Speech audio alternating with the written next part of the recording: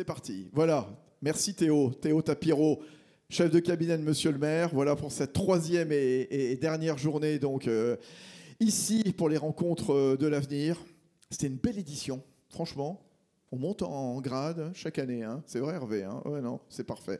Voilà, bonjour à toutes, bonjour à tous. Voilà, les quelques-uns qui ont bravé les rayons de soleil pour venir ici. Voilà, merci à vous toutes et tous. Et vous avez bien fait parce que ça va être une heure de bonheur, une heure d'enthousiasme. Pour parler de quoi ? De l'entrepreneuriat. Tous entrepreneurs, voilà. Parce que c'est vrai ce qu'on voit depuis maintenant, 2 ans, 3 ans. Le cap du million d'entreprises créées chaque année est dépassé. Voilà, on est au-dessus du million d'entreprises créées. Et c'est la suite d'un long processus qui s'est accéléré depuis 15 ans. 2009, la création du statut de l'auto-entrepreneur. C'est un anniversaire qu'on a voulu célébrer ce matin avec le père de l'auto-entrepreneur, je vais vous représenter dans un instant. Et puis depuis, tout s'est accéléré, tout va très très vite, hein, de plus en plus d'entreprises qui naissent dans un business qui change bien sûr, parce que l'entrepreneur, il veut être utile, il veut gagner de l'argent, il veut faire du business, ce qui est normal bien sûr, mais évidemment, il veut s'engager sur les grands sujets de transformation de la société notamment. Et vous allez le voir, finalement, ce sont les entreprises qui ont la solution ou une partie de la solution dans leurs mains quand on parle de transition environnementale, quand on parle de transition digitale, avec notamment l'émergence, l'accélération de l'intelligence artificielle, et puis évidemment transformation RH, parce que voilà la notion d'être bien en entreprise, d'attirer les talents, de garder les talents. Tout ça, c'est important aujourd'hui. C'est dans la tête des chefs d'entreprise qui sont des hommes et des femmes exceptionnels. On va le voir dans un instant. Rendez-vous pendant une heure, justement. Alors, je le disais, le papa des auto-entrepreneurs, Hervé Novelli. Prends le micro, s'il te plaît, Hervé. Bonjour, Hervé. Bonjour, Fabrice. Hervé Novelli, donc ancien ministre de Nicolas Sarkozy, en charge des PME, du commerce, de l'artisanat. Il était aussi au commerce extérieur et c'est lui qui a fait émerger le statut de l'auto-entrepreneur. Président du Conseil supérieur de l'œnotourisme. Oui, ça c'est bien aussi. N'oublions pas l'œnotourisme, ça aussi c'est une force du tissu entrepreneurial français. Quand on parle de vin, mesdames, messieurs, et d'ailleurs vous aurez une dégustation à la fin de la matinée. Voici Pierre Gattaz. Bonjour Pierre, prends le micro s'il te plaît. Bonjour Fabrice.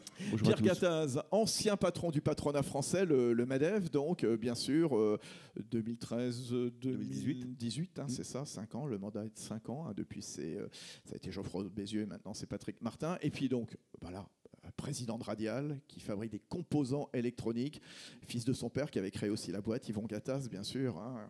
Et puis donc, à la tête du Château de Sannes, voilà, qu'on dégustera tout à l'heure. Une start-up du Luberon. Voilà, du Luberon, bien entendu.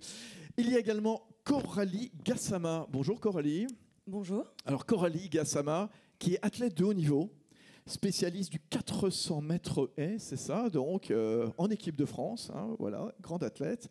Et puis entrepreneuse à la tête de Kayana qui propose des sursemelles de protection pour pointe. Et puis d'autres produits qui émergent justement pour les cyclistes. Tu nous raconteras ça tout à l'heure. Et puis Charles Gasto qui est avec nous. Bonjour Charles. Bonjour. Créateur de contenu sur la thématique du business, de la réussite, tout ce que vous devez savoir en devenant adulte. Voilà, il va vous l'expliquer dans un instant. Bon, Hervé Novelli, les 15 ans de l'auto-entrepreneur, c'était génial. J'ai été auto-entrepreneur à un moment pour cumuler entre salarié et auto-entrepreneur. Bah oui, c'est formidable. Merveilleux. Qu'est-ce que tu avais derrière la tête en créant ce statut il y a 15 ans, 2009 hein? Juste avant, je voudrais quand même revenir sur ce que tu as dit et féliciter à la fois la mairie de Saint-Raphaël et notre ami Nicolas Bouzou, parce que ces rencontres deviennent un peu incontournables dans le panorama français des colloques. Donc je voulais saluer cette belle réussite et les en féliciter. Tu sais quoi ? On va applaudir Nicolas Bouzou et la mairie. Voilà. Lève-toi Nicolas. Puis comme ça me laisse le temps d'avoir eu une idée pour te répondre. Qu'est-ce que j'avais derrière la tête ? Il serait peut-être temps, 15 ans, non ? J'avais une idée qui était une idée très basique, la simplification. J'étais un obsédé de la simplification. Je l'avais constaté dans mes entreprises, mes 2 petites entreprises. Après, j'étais passé à l'Assemblée, à la Commission des finances. J'avais vu combien il y avait des nœuds bloquants pour l'activité entrepreneuriale. Et ça commence par la création d'activités. Donc, quand je suis arrivé à Bercy, j'ai créé 3 groupes de travail et je leur ai demandé, alors il y avait des praticiens et puis quelques fonctionnaires, mais beaucoup de praticiens de l'économie, des chefs d'entreprise, des notaires, des experts comptables, des commissaires aux comptes.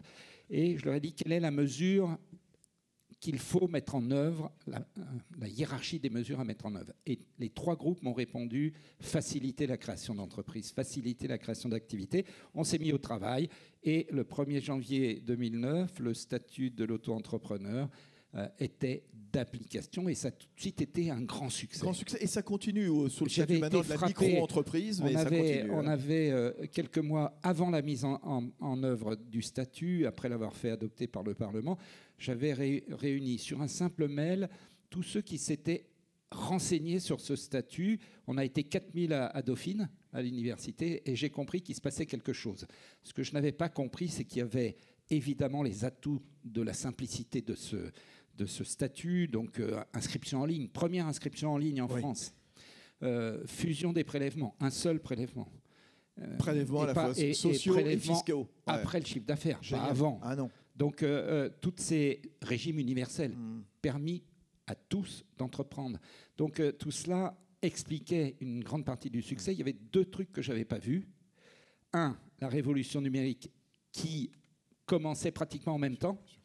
Et 2, l'initiative individuelle qui aujourd'hui est la clé pour résoudre les défis de notre temps. Donc voilà, tout ça, ça fait aujourd'hui, à la fin 2023, 2 700 000 auto-entrepreneurs qui se sont inscrits et 1,3 million à 1,4 million qui sont économiquement actifs, c'est-à-dire qui déclarent du chiffre d'affaires. 25 milliards d'euros en 2023. Vous vous rendez compte, une entreprise, mon cher Pierre, une entreprise créée en 2009 et qui ferait aujourd'hui 25 milliards à 26 milliards d'euros de chiffre d'affaires, c'est pas mal, non ? Et ça fait accessoirement 6 milliards de cotisations dans les 6 caisses milliards de de l'État cotisations dans les caisses. Voilà. Et tout cela, eh bien, j'en suis évidemment très fier. Pierre, comment tu as... Bravo Hervé. Pierre, comment tu as observé ce mouvement, toi qui es dans l'entreprise, on se connaît depuis maintenant très, très longtemps. Oui. Est-ce que ça traduit quelque part ce que tu ressens quand tu parles avec beaucoup d'émotion de l'entrepreneuriat, des chefs d'entreprise? L'entreprise, c'est quoi? C'est la liberté, c'est la fierté, c'est tout ça en même temps? C'est exactement ça. Et en fait, merci à Hervé d'avoir créé ce formidable statut qui est un statut d'un SaaS pour aller vers plus de chiffre d'affaires, pour se transformer en SA, en SARL. Moi, j'ai accompagné beaucoup de jeunes de quartier, comme vous le savez, et de chômeurs de territoire. Et en fait, les 3/4 qui se lancent dans l'entrepreneuriat, ils passent par le statut auto-entrepreneur, qui est très simple et qui permet de payer beaucoup moins d'impôts et de taxes que les autres. Mais par contre, ce n'est pas durable sur 15 ans ou sur 20 ans. Mais ça permet de se Aujourd'hui, mettre le c'est pied à l'étrier. plafonné à 75 000 Alors, ça euros dépend, de chiffre d'affaires. Ça dépend du service, si oui, c'est de l'industrie, si c'est du commerce. Oui. Voilà, enfin, mais bon, c'est pas loin de ça. Et en fait, moi, j'ai rencontré beaucoup de gens qui se lançaient dans ce statut. C'est un statut très simple. Et qu'est-ce qu'ils veulent, ces gens-là? Qu'est-ce que veut un jeune de quartier ou un chômeur de longue durée? Il veut de la liberté. Il veut du rêve. En fait, il ne sait pas comment s'y prendre. Il a un projet d'entreprise souvent, mais de création d'une petite entreprise.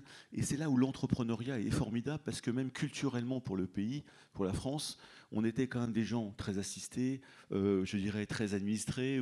Et d'un seul coup, ce statut et l'entrepreneur a permis de retrouver le goût de la liberté, de l'émancipation, de l'ascenseur social. Et je vois des tas de gens, des gens qui n'ont pas de diplôme, etc., qui se lancent là-dedans. Ils ne vont pas tous réussir, mais ils veulent devenir leur propre patron. Donc c'est liberté, c'est rêve, c'est espoir, c'est ascenseur social.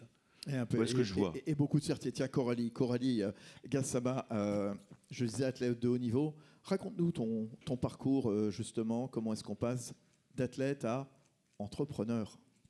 Bonjour à tous. Alors, l'entrepreneuriat, pour moi, était un concept que je ne connaissais pas avant mon Master 1. Je découvre l'entrepreneuriat à travers un cours d'entrepreneuriat en Master, Management du sport. Et il fallait développer une idée innovante. Donc, pour le cours, je pense à une problématique que je connaissais personnellement en tant qu'athlète. Et du coup, je me suis lancée dans la création d'une sursemelle pour protéger et pour marcher plus confortablement avec des chaussures à pointe. Donc, les chaussures à pointe, c'est les chaussures un peu techniques des athlètes, où on a des petits clous à l'avant qui nous permettent d'optimiser l'adhérence à la piste. Et en fait, de tout niveau, on se retrouve à marcher un peu sur nos talons. On parle de marche un peu de pingouin pour éviter de les abîmer et pour pouvoir les préserver. Donc j'ai eu cette problématique et puis en parallèle, puisque je passais 80% de mon temps sur une piste d'athlétisme, puisque ça faisait déjà 10 ans que je pratiquais la discipline, je me suis dit que j'allais me rendre service et rendre service à toute ma communauté, c'est-à-dire tous les athlètes du monde finalement. Mais on a compris le déclic, en effet, l'utilité de mettre ces sursemelles pour protéger les pointes, venues pas d'une experte, hein, bien sûr, hein, c'est pas venu de n'importe qui, mais voilà, après il y a le passage à l'entrepreneuriat, justement. Quelles ont été les phases ? Alors la première phase, moi je vais parler vraiment pour mon domaine qui est l'innovation et plus particulièrement l'innovation par les usages, ça a été de me renseigner sur la propriété intellectuelle et industrielle de ce type de solution. Donc je me suis rendue, ma première action finalement, je me suis rendue à l'INPI sur des permanences gratuites, donc il y a un superbe outil comme plein d'autres pour les débuts. J'ai été accompagnée par des CPI, des conseillers en propriété intellectuelle, qui m'ont permis de regarder ce qui existait. Et du coup, très rapidement, on s'est aperçu qu'il n'existait pas de solution où il y avait eu des dessins, quelques brevets, mais qui n'ont pas été poursuivis parce qu'il faut payer des redevances ensuite. Et donc, après cette première action, la seconde a été de m'entourer notamment d'ingénieurs, puisque j'ai une formation de management. Mais du coup, je me suis entourée d'ingénieurs. J'ai contacté un bureau d'études dans la région lyonnaise, parce que je suis à Lyon depuis 10 ans. Et comme ça a été petit à petit. Je ne me suis pas dit, je deviens une entrepreneuse. Je me suis dit, je vais aller au bout de ma curiosité. Et petit à petit, je me suis investie jusqu'à en faire mon quotidien. Ouais. Ce qui est intéressant, Pierre, c'est que quand on lance son entreprise, à tout moment du lancement et tout au long de la vie de l'entreprise, il faut se faire accompagner. Coralie, elle a eu raison d'aller voir l'INPI. Elle a probablement vu aussi des banquiers, etc. Il y a toute une série d'organismes à aller voir. Les experts comptables, les banquiers, les chambres de commerce, etc. On n'est jamais seul quand on est entrepreneur. Et surtout, il ne faut pas rester seul, hein, Pierre. C'est tout à fait ça. Moi, ce que je conseille à tous les gens que j'accompagne, c'est de se faire accompagner, en effet. C'est d'aller à la BGE, la boutique de gestion, parce que des gens, il faut qu'ils sachent qu'ils veulent ouvrir un commerce, savoir ce que c'est que des recettes, des dépenses, un loyer, etc. Ce qu'ils ne savent pas forcément. C'est très simple, mais encore faut-il qu'on les accompagne là-dessus. Et donc, je pense aussi que le coaching, en management, parce qu'une fois qu'on a grandi, il faut savoir gérer des talents, gérer des hommes, ce qui est le plus compliqué pour moi. J'ai une société radiale qui fait 3500 personnes, une petite vignoble de 9 personnes. Gérer mes 9 personnes, c'est beaucoup plus compliqué que gérer les 3500 personnes. Il faut le savoir. Donc la gestion des hommes, c'est pour ça que souvent des entrepreneurs ne veulent pas embaucher. Moi, je vois beaucoup d'entrepreneurs qui sont seuls. Alors ils se débrouillent avec la prestation de services, des conseils, ils sous-traitent, ils sont seuls. Alors je trouve que il faut se faire accompagner aussi tout le temps, tout le long de sa vie. Moi, à 65 ans, je continue de faire accompagner sur les choses que je ne connais pas. Mais c'est normal, on apprend tout le temps. Donc, il ne faut pas hésiter à se faire accompagner. C'est extrêmement important. C'est vrai que la partie managériale, moi, elle est arrivée après 1 ou 2 ans, puisque j'ai fait 2 ans de développement, et je ne l'ai pas vu venir. Pourtant, c'est logique, mais je ne me suis pas dit, oh là là, il va falloir avoir ce rôle de manager. Et j'avais 21 ans quand j'ai créé ma société, et du coup, je devais manager des gens de mon âge quasiment. Donc là, ça, c'est arrivé un petit peu, c'était assez violent, parce que j'aime l'idée, j'ai toujours eu cette personnalité, mais manager dans l'intérêt de mon entreprise était autre chose. Mais tout s'apprend. Et tout s'apprend. Ouais. Et je me suis fait accompagner. Bien j'ai sûr, eu une coach pour ma posture en interne face à mes salariés, mais aussi à l'extérieur, puisque je suis dans une industrie, dans l'industrialisation, l'injection plastique, où 90% d'hommes, donc c'était particulier. Charles, parle-nous de ton entreprise, Charles de Gasto. Qu'est-ce que tu as créé? Quand est-ce que tu l'as créé? C'était quoi ton déclic? Alors déjà, un grand merci Nicolas pour l'invitation. Alors mon déclic, tout part déjà parce que initialement, donc il y a 4 ans, moi j'ai commencé ce qu'on appelle un bullshit job. Et pour ceux qui ne savent pas ce que c'est un bullshit job, c'est concrètement un travail dans lequel vous passez la journée à faire des réunions inutiles, vous passez la journée à utiliser des anglicismes pour faire croire que vous êtes intelligent, dire des choses comme on va essayer de hyper-scaler en bootstrappant, en allant à l'international. C'est des beaux mots, personne ne sait ce que ça veut dire, mais tout le monde est content. C'est un métier dans lequel tout le monde se targue de finir à minuit, mais personne ne sait ce que l'on fait réellement. Et donc, vous vous demandez quel est donc ce magnifique métier. Et ce métier, en fait, c'est le conseil. Et donc, j'avais 25 ans, aucune expérience, et je conseillais des gens qui avaient 60 ans. Donc, j'aurais pu conseiller potentiellement Pierre Gattaz, 40 ans d'expérience, et lui expliquer comment faire son métier. C'est quand même magnifique comme concept. Mais pourquoi pas? Je suis demandeur. Non, Et en même temps, pardon, c'est vrai, je viens à Bien l'appui de Pierre, de s'appuyer notamment sur la jeune génération qui est très encline à prendre à sa charge tous les sujets environnementaux, digitaux. Et ça continue, j'imagine, Pierre, dans ta boîte, de t'appuyer sur des plus jeunes. Hein. Mais bien sûr, parce qu'en fait, tout le monde bouge tout le temps. Ben voilà, L'IA, le digital arrive, voilà. la géopolitique change. Donc je dirais qu'on est en posture, comme on dit, seuls les paranoïaques survivent. Ouais. C'est un bouquin du créateur d'Intel il y a 40 ans. Et en fait, il faut être en paranoïa positive et enthousiasmante. Tout juste. Donc on apprend des tas de choses des jeunes Y compris que les jeunes. qui savent Voilà. surfer sur Tout Internet, qui savent, etc. Ouais. Alors que nous, les plus anciens, on a un peu plus de mal. Bon. Donc c'est très très bien qu'il y ait Charles, des jeunes. continue. Et donc, au bout de 3 ans, à passer mes journées à modifier les cases, à faire des présentations, parce qu'on fait des PowerPoint, mais qui sont magnifiques, il ne faut pas croire, avec de belles couleurs, je me suis rendu compte que je passais des heures à remplir donc, des slides avec des phrases vides de sens. Et en fait, je me suis rendu compte que cette quête de sens, aujourd'hui, anime énormément les nouvelles générations, de se dire, je passe, et parce qu'évidemment, on ne fait pas les 35 heures, hein, on passe 50, 60 heures ou 70 heures à faire des choses qui n'ont aucun intérêt, qui n'ont rien à voir avec nos compétences pour lesquelles on a été embauché initialement. Et je me suis dit, qu'est-ce que je fais là? J'ai pas eu 3 ans de ma vie. Et en fait, en parallèle, j'ai commencé à me lancer sur les réseaux sociaux. Et là, j'ai commencé à trouver progressivement du sens. Parce que j'ai commencé en fait à parler tout simplement de mon expertise qui était sur la finance et l'économie, là où j'avais commencé initialement en banque d'investissement. Et je me suis rendu compte que faire des vidéos de 30 secondes sur les réseaux sociaux était plus utile à démocratiser l'investissement et le monde de la finance au plus grand nombre plutôt que de travailler. Et c'est pour ça qu'il y a 4 ans, j'ai ouvert mon auto-entreprise, que j'ai désormais fermée.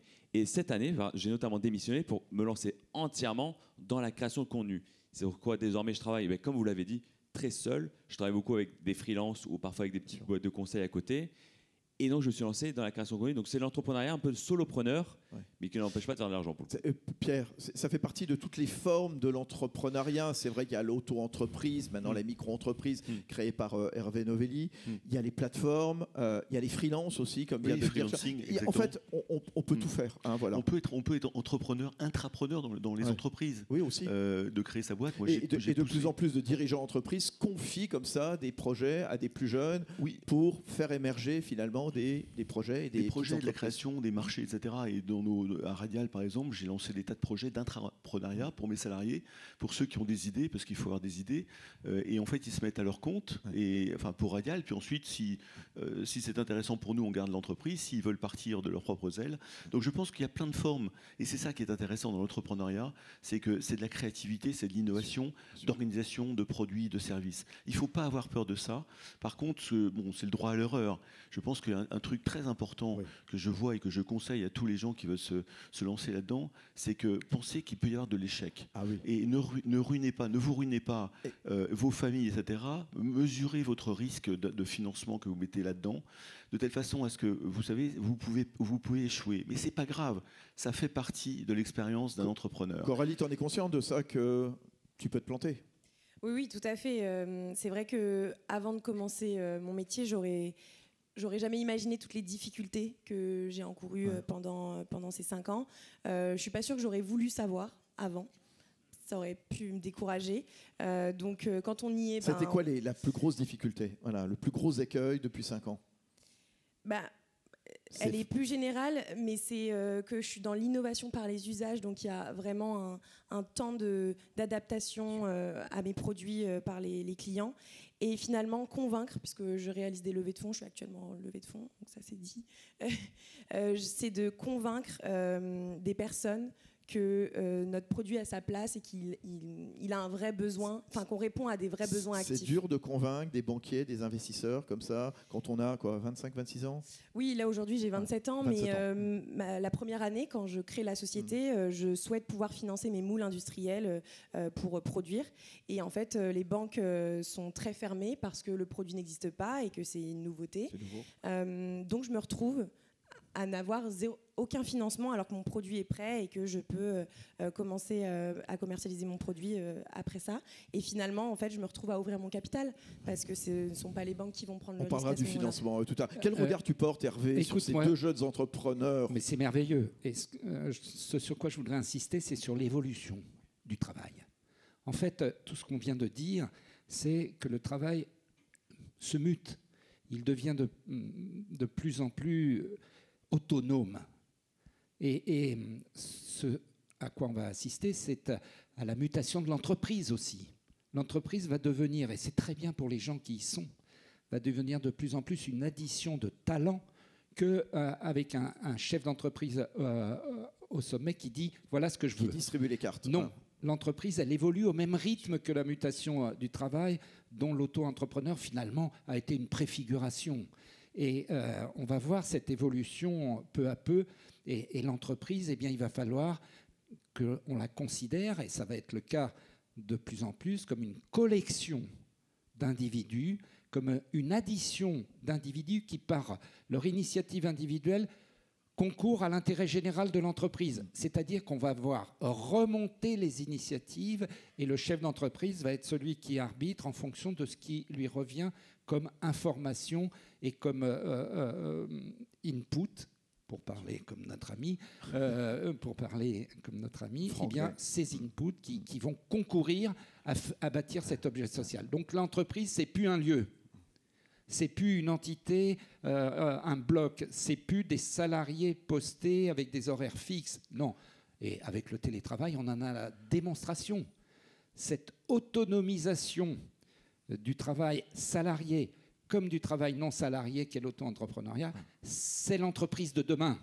Et c'est cela qu'il faut mettre en œuvre. Et on s'aperçoit que là, on n'a pas du tout agi. C'est-à-dire que le code du travail reste un code salarial, faisant peu de droits à l'indépendant. Il n'est défini que comme celui qui pourrait être salarié, avec les sanctions qui vont avec. Donc on doit faire muter cette évolution qui se produit, la traduire dans des actes légaux, faire en sorte que le droit rejoigne les faits, comme toujours. Et donc on a tout ce travail, et il n'est qu'à peine entamé.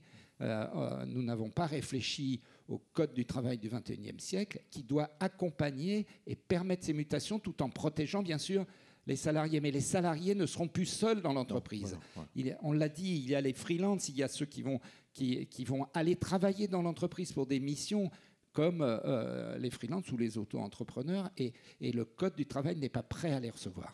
Et donc, tout ce travail, je regrette qu'il ne soit qu'à peine ébauché aujourd'hui. Alors, on le voit, Charles et Pierre, on voit l'entreprise qui est une somme de talents, justement, et on voit de plus en plus les entrepreneurs s'engager. Voilà, on fait du business, c'est bien, heureusement, d'ailleurs, il faut gagner de l'argent, mais pas que. Il faut s'engager sur les grands sujets du moment, l'environnement, le digital, l'intelligence artificielle, le social également. L'entrepreneur, il est vraiment au cœur de toutes les transformations du moment, Pierre. Alors, peut-être une petite remarque par rapport à ce qu'a dit Hervé, sur lequel j'abonde parfaitement. Nous, on est dans nos entreprises, il faut motiver à mort les gens, qu'ils soient le plus créatifs possible, y compris à la base les ouvriers professionnels, parce que j'en ai un certain nombre à Radial. J'essaye de leur demander des idées toute la journée. Donnez-nous des idées, etc. Donc, en effet, ce management participatif dans les usines est aussi extrêmement important, parce qu'il faut qu'ils soient bien, il faut qu'ils aient le sourire quand ils viennent le matin. Et quand on arrive à cultiver une ambiance, je dirais, de travail extrêmement positive, enthousiasmante, motivante, de formation continue, eh ben, on arrive à faire ce que dit Hervé. Dans les usines, c'est plus compliqué de faire du télétravail, bien évidemment, mais on arrive à le faire. Deuxièmement, oui, l'entrepreneuriat est là pour régler les grands défis de demain. On parle beaucoup d'environnement, vous le savez, d'énergie, de climat. Moi, ma conviction, c'est que, la décroissance, j'ai rien compris à la décroissance, je ne sais pas comment ça marche la décroissance. Ça veut dire qu'à la fin de l'année, j'irai voir mes salariés en disant, les gars, j'ai une bonne nouvelle, je vais virer 55% des gars et les salaires, c'est moins 10%. La décroissance, c'est un concept délirant, personne ne m'a convaincu, donc c'est de la croissance. Alors elle est frugale, elle est vertueuse, elle est verte, tout ce que vous voulez. Et cette croissance environnementale, et tous les défis qu'on a à relever, moi je le vois par l'aéronautique, dans lequel je suis très impliqué, il y a plein d'innovations, il y a plein de recherches pour remplacer le kérosène, pour alléger les avions. Voilà. Il y a plein de choses, et c'est très intéressant et c'est très enthousiasmant, parce que les jeunes générations qui sont très sur l'environnement, eh bien on leur dit, mais vous allez nous aider à régler les problèmes de pollution. Et je sais que moi, mes jeunes qui ont 20 ou 25 ans, qui intègrent nos entreprises, sont extrêmement excités excité par trouver des solutions pour sauver la planète. Il y a l'énergie, il y a le vieillissement de Et la ça te population. permet de les attirer encore plus, voilà, Il y a pour leur l'IA. raconter l'histoire. Exactement. Et moi, je sais que, si vous voulez, ce qui est effrayant en ce moment dans le monde et en France particulièrement, c'est cette chape de plomb, de tristesse, d'angoisse qu'on nous met tous les matins en écoutant la radio, si vous voulez, alors que dans nos boîtes, si vous voulez, on cultive exactement l'inverse. On dit le monde a plein d'opportunités de développement, il y a plein de trucs à inventer, j'en ai cité quelques-uns, vous avez l'énergie, les énergies vertes, il y a plein de choses, il y en a 15 ou 20, je ne vais pas tous les lister, et si on arrive à repositiver tout ça en disant l'entrepreneuriat, nos salariés, la fonction publique qui devrait s'y mettre avec nous, par des mêmes méthodes qui devraient piquer dans nos entreprises, parce que là, on est à l'âge de pierre sur le sujet, eh bien, je crois qu'on pourrait retrouver, en France notamment et en Europe, un enthousiasme, une vision positive à travers l'entrepreneuriat, l'innovation, la créativité, la motivation de tout le monde. Charles, ce sont des héros, les entrepreneurs. Aujourd'hui, ils ont l'avenir du monde dans la main. C'est un peu ce que je pense. J'ai l'impression que les entrepreneurs, ça rejoint ce que je disais sur la quête de sens, ont aujourd'hui envie de s'impliquer sur plein de domaines. Ça peut être des problématiques environnementales, comme l'a très bien dit Pierre, mais ça peut être aussi sociétales, sociales, voire politiques. J'ai rencontré pas mal de dirigeants politiques ce week-end et j'aurais tous dit la même chose, que l'avenir, ça tombe avec la rencontre de l'avenir, mais aussi leur élection aujourd'hui se joue beaucoup sur Internet. Et je vais prendre le meilleur exemple à quel point les entrepreneurs ont envie de s'impliquer, c'est l'élection américaine, parce qu'aussi bien Donald Trump et Kamala Harris ont fait la tournée des entrepreneurs d'aujourd'hui, c'est-à-dire des influenceurs. Ils ont fait intervenir des entrepreneurs tels que Elon Musk, qui sont allés faire sur des vidéos YouTube, ce qui n'est pas commun en général, parce que ces gens-là ont envie de s'impliquer et ont compris que pour faire changer les choses aujourd'hui, il fallait s'impliquer. Et ces gens-là qui ont acquis une certaine influence et une certaine communauté vont ensuite vouloir, pour faire changer les choses, mettre au service leur communauté, au service donc de certaines causes. Xavier Gors, qu'on salue, il est derrière. Justement, voilà, il y a une nouvelle forme de management à l'intérieur des entreprises. Juste ce que nous disait Pierre. Hervé, vas-y. Un mot sur tout ce qu'on vient de dire. Ça veut dire qu'on a besoin de redéfinir la mission de l'entreprise.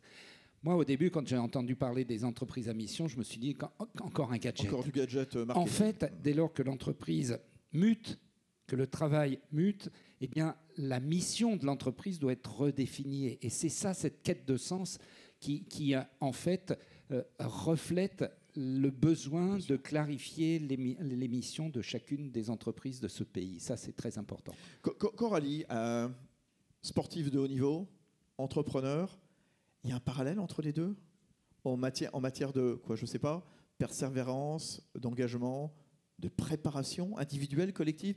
Tu as fait le parallèle entre les deux ou pas ? Oui, tout à fait. Je ne l'avais pas forcément perçu tout de suite. Je ne me rendais pas compte que je mettais au service de mon entreprise mes compétences, ma personnalité d'athlète. Mais effectivement, déjà, première chose, comme dans ma carrière de haut niveau, j'ai mis un staff autour de moi. J'ai toujours fait des sports individuels, donc j'ai dû construire mon staff. L'athlétisme n'est pas un sport où on gagne énormément d'argent, mais j'ai construit mon staff, mon kiné, mon médecin, ma préparatrice mentale, ma psychologue, et du coup j'ai dû faire pareil, parce qu'à 21 ans, je ne savais pas grand-chose. Donc j'ai découvert énormément de domaines, et je me suis entourée d'un consultant, mais moi qui était top, il ne faisait pas d'anglicisme, d'un consultant, d'un comptable, et donc ça c'est déjà la première chose. Ensuite, effectivement, je me suis rendu compte que le caractère que je m'étais forgé dans l'athlétisme et dans le sport m'a permis de persévérer. C'est forcément, ça fait un peu bateau, mais toutes les difficultés qui sont quasi hebdomadaires m'a permis de les analyser. Souvent, ce que je me dis toujours, c'est quand je prends un coup dur, c'est je me laisse 24 heures, je le digère, je boude. Et oui, puis, parce qu'il y a du débriefing. Oui, comme après une épreuve sportive, on va débriefer avec le staff, l'entraîneur, etc. Là aussi, c'est pareil, on débriefe. Oui, c'est ça. Que ce soit soit parce qu'on a signé un marché, soit au contraire parce que c'est pas nous. Alors du coup, pour l'aspect négatif, il faut effectivement débriefer et rebondir derrière. Mais l'aspect positif, par contre, ça, je l'ai vu aussi, le parallèle, c'est que on célèbre jamais assez les victoires, autant dans le sport que dans l'entrepreneuriat. Femmes entrepreneurs, elles sont pas encore assez nombreuses, les femmes dans l'entreprise. Est-ce qu'on est pour quelle raison? C'est quoi? Qu'est-ce que tu as ressenti en étant une femme dans l'entreprise? Alors, Je pourrais pas forcément l'expliquer. Ce que moi je sais, c'est qu'aujourd'hui je suis entrepreneuse dans un monde d'hommes. L'industrie plastique, c'est 90% d'hommes. On m'a laissé ma place. La Fédération de la plasturgie était longtemps dirigée par une femme. Hein. Pierre, du temps du MEDEF. Florence. Martine Clément. Oui, je pense penser à Florence Poivet aussi. Vas-y. Donc, on laisse de temps en temps de la place, mais c'est quand même assez compliqué. Après, moi, j'ai été très déçue de voir, par exemple, dans les fonds d'investissement et dans les business angels, très peu de femmes. Donc ça a été aussi un constat. Là aussi, il y en a de plus en plus. Aussi, oui, il y en a de plus en plus, c'est certain. Il y a des fonds d'investissement spécialisés en femmes. Aujourd'hui, je pense que la raison pour laquelle il y a moins de femmes, parce que je pense qu'il y en a beaucoup à l'initiative, mais c'est qu'après, il y a les enjeux personnels, la famille, la responsabilité d'une famille ou d'une carrière. Et peut-être qu'elles n'ont pas encore aujourd'hui compris qu'elles avaient la même force, voire une force que j'estime parfois plus importante que les hommes. Comment faire en sorte qu'il y ait davantage de femmes dans l'entreprise, Pierre ? Il faut pas faire de ségrégation. Il faut aider par contre les femmes en effet qui ont des enfants, etc. Mais je pense que quand qu'elles fréquentent des réseaux aussi, voilà. Qu'elles fréquentent des réseaux, elles sont pas seules. Et je vois de plus en plus de femmes par contre dans la gritech et les green tech et agritech. Contrairement au digital où il y a beaucoup de garçons et d'hommes, mais dans les nouvelles technologies vertes, je vois beaucoup plus de start-upeuses femmes. Et ça me fait très plaisir. Il y en a quelques-unes d'ailleurs, Mycophyto, qui sont dans le coin, à Nice et dans toute la région. Je voudrais insister sur quelque chose de très important que vous avez dit, c'est que il ne faut pas croire que c'est un long fleuve tranquille de créer une entreprise, parce qu'il y a tout le côté passion, liberté, c'est formidable. C'est un chemin de croix. Donc, moi, je conseille souvent d'avoir la passion de son projet. Parce que quand vous avez la foi et la passion de votre projet, vous enchaînez, vous pouvez surmonter les épreuves que vous avez, qui vont inévitablement arriver, des commandes qui n'arrivent pas, des problèmes de cash, des problèmes de... Donc, si vous avez cette passion, elle va vous embarquer le plus loin possible. Moi, je crois que c'est très important. Je suis tout à fait d'accord. Le mot passion, c'est celui aussi que je répète le plus quand je peux intervenir devant des étudiants. Aujourd'hui, quand on a des difficultés, si on ne se rappelle pas, comme dans une carrière sportive, la raison pour laquelle on fait ça, la raison pour laquelle on prend une claque, pour laquelle on a cet échec, si on ne se rappelle pas l'objectif, et du coup la raison pour laquelle on est passionné de ça, et ben effectivement on abandonne à la première difficulté. Quand on est passionné et qu'on se rappelle vraiment ce qui nous anime, moi ce qui m'anime c'est de m'enrichir tous les jours intellectuellement, d'apprendre sur tous les domaines et de vouloir servir ma communauté, les athlètes et les sportifs, et dès que je me rappelle de ça, je me rends compte que je vais trouver des solutions pour contourner les difficultés. Hervé, Pierre, un mot. Oui, d'un seul mot. Je voudrais reprendre le mot de héros. Le 21e siècle, ce sera le siècle de l'entrepreneur qui devient le héros, comme ont pu l'être dans le passé d'autres figures. Et je crois que c'est cela. Et transmettre cette passion dont on vient de nous parler. Faire en sorte que les gens entreprennent. Il ne s'agit pas de devenir Elon Musk. Il s'agit d'entreprendre sa vie. Tous les outils, aujourd'hui, nous y incitent. Toutes les nouvelles technologies nous y poussent. Donc c'est une ode à l'entrepreneuriat qu'il faut aujourd'hui porter dans le débat public. J'insiste sur ne pas avoir peur de l'échec non plus, qui peut arriver. Je cite souvent Walt Disney, qui a créé Walt Disney Corp après 6 échecs cuisants. Il était ruiné, etc. Il a recréé. La 7e fois, ça a marché. Je cite souvent mon ami Eric Orsena, qui faisait, il l'a raconté, je peux le raconter, qui faisait des fours, jusqu'à l'exposition coloniale, son formidable livre, qui a eu le prix Goncourt. Mais il m'a dit, c'est le 12e roman, etc., que j'ai fait, les 11 premiers étaient horribles. Donc je crois qu'il faut se dire, il ne faut pas que je ruine toute ma famille et que je sois désespéré pendant 50 ans, mais l'échec, parfois, tétanise, et elle évite de se lancer. Et je trouve que c'est bien de se dire, bon, je peux me planter, je vais tout faire pour ne pas me planter par la passion, par la rigueur, mais ça peut arriver, et si ça arrive, c'est pas grave, nos cicatrices sont nos trophées, comme disent les Américains, et je trouve que cette formule magnifique, nos cicatrices sont nos trophées, pour rebondir et recommencer. Et pas de cliché, hein. Regardez ce que nous dit Xavier Gors. Bien sûr, les femmes ne sont pas là uniquement dans la coiffure, les instituts de beauté. Bien sûr, tiens, la question du financement, importante aussi. Où est-ce qu'on va chercher l'argent, Pierre, Charles, Hervé? C'est quoi quand on est entrepreneur? Coralie, au départ, tu as frappé à quelle porte? Effectivement, il y a énormément de solutions, je trouve, en France. on ne se rend pas compte qu'il y a énormément de choses. Moi, la première porte, c'est la BPI. J'ai pu bénéficier d'une bourse. C'est incontournable. La Banque publique d'investissement qui fête ses 10 ans cette année, ils sont partout, ils sont multicartes. Voilà, et ils peuvent financer en fait des petits projets. Voilà. Oui, on commence avec des petites enveloppes. J'ai eu une bourse de 30 000 €, donc c'est la bourse French Tech, et ça permet de faire énormément de choses dès le début. Moi, ça m'a permis de protéger mon innovation par les brevets, par les privacy agreements, toutes ces choses-là qui demandent quand même pas mal d'enveloppes. Et puis ensuite, forcément, j'ai été voir les banques, et puis après, il y a l'investissement privé. Et quand on parle des banques, il y a BPI, bien sûr, mais il y a aussi, j'allais dire, l'agence de quartier. Je ne vais pas citer, évidemment, voilà, BNP, Caisse d'épargne, etc. Elles sont là, quoi. Ouais. Ou Banque Populaire. Ou Banque Populaire, voilà, dans le groupe BPCE, bien sûr.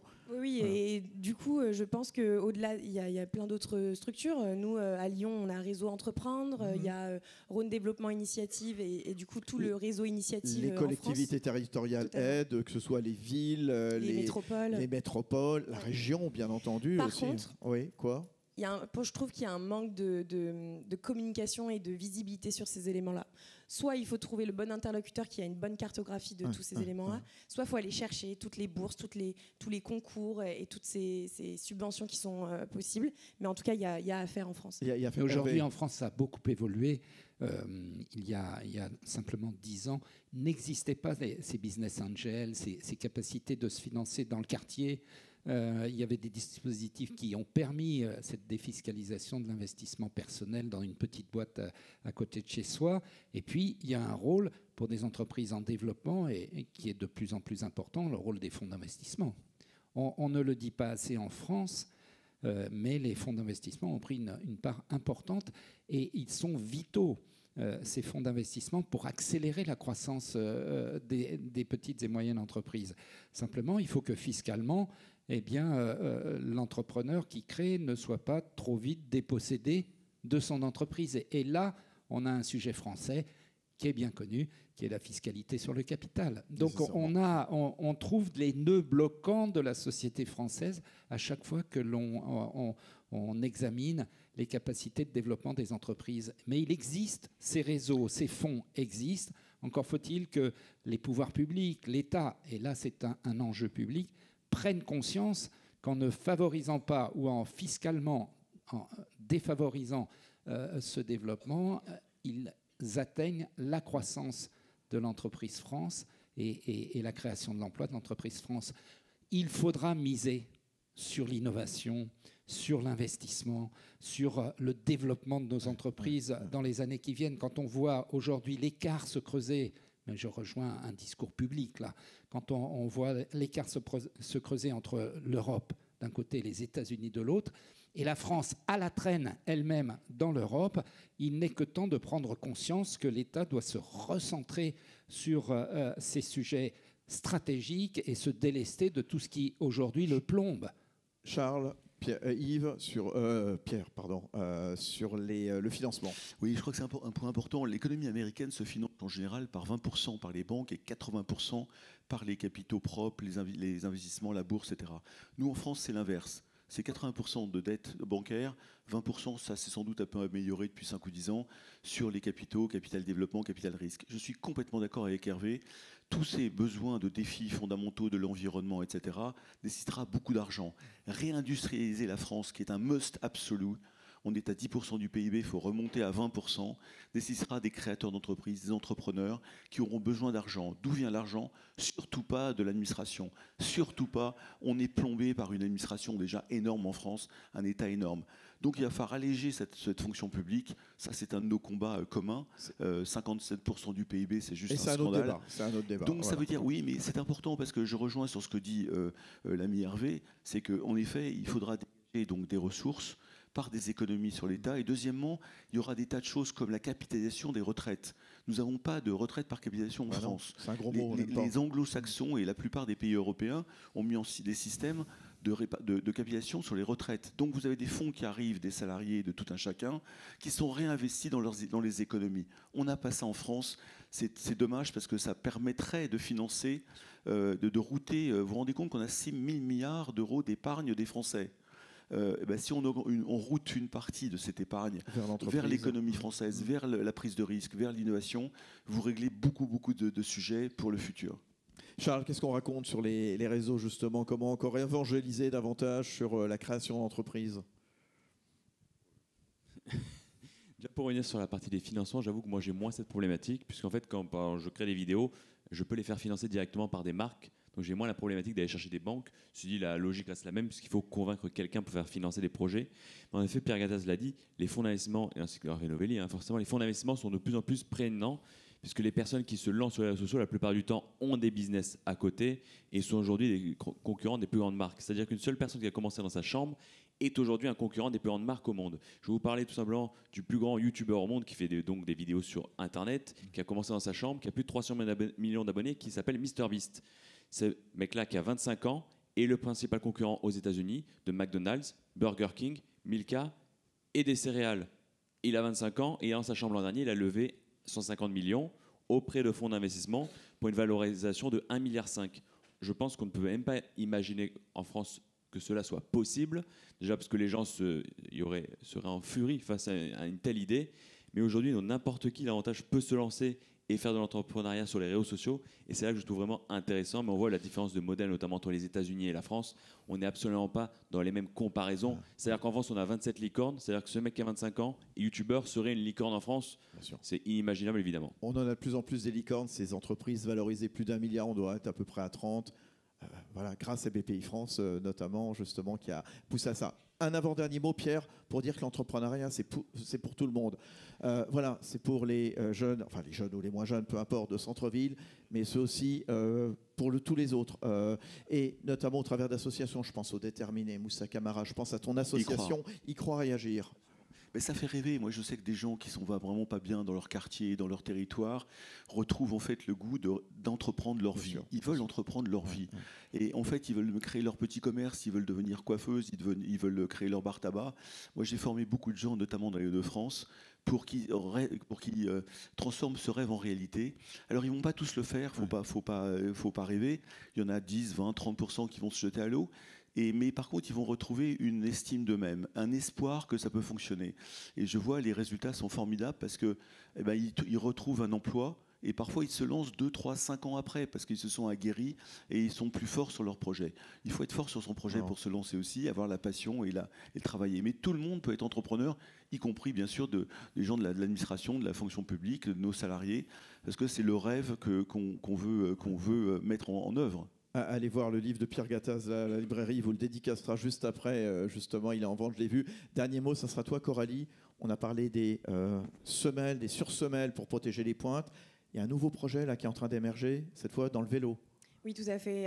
Quand on a lancé les K1, les sursemelles pour les chaussures d'athlétisme, on a eu des pratiquants de vélo, de cyclisme sur route, qui nous ont demandé s'ils pouvaient utiliser notre produit. Donc moi, j'étais assez surprise et je me suis rendu compte qu'effectivement, il y avait la problématique similaire de marche inconfortable avec ces chaussures-là. Donc on s'est lancé corps et âme pour développer une solution qui corresponde exactement aux besoins et aux attentes des cyclistes. Et on l'a lancé cette semaine. Donc ce sont les Bikey et ça va permettre aux cyclistes de pouvoir éviter tous les risques, protéger leurs chaussures et la longévité de leurs produits. Voilà, tous entrepreneurs, voilà. Merci à vous quatre. Merci, en tout cas, on peut les applaudir. Alors, la suite du programme, dans un instant, vous savez, il y a Guillaume Casbarian qui va échanger avec le maire de Saint-Raphaël sur toutes les problématiques de transformation de l'État, cette fois, bien entendu. On se retrouvera dans une heure avec une formidable table ronde sur la souveraineté alimentaire, souveraineté agricole. Je vois Emmanuel Combe qui est au premier rang, l'un des grands experts français du droit de la concurrence. Et puis derrière, voilà, on doit être fiers de nos entreprises françaises. Je vois Thierry Blandinière, le directeur général de InVivo, qui va arriver. Vous savez que c'est un numéro 1 mondial, notamment dans l'orge, dans le malt. C'est un géant mondial. C'est français, monsieur. C'est parisien, notamment. Et puis, voilà, avec toutes les coopératives régionales. Il viendra nous raconter ça dans un instant. Il y aura une dégustation des vins de Pierre Gattaz à la mi-journée. Des produits également des jeunes agriculteurs du Var juste avant le déjeuner. Merci Hervé Novelli. Merci Charles Gasto. Merci Coralie Dassama. Et merci Pierre Gattaz. À tout à l'heure.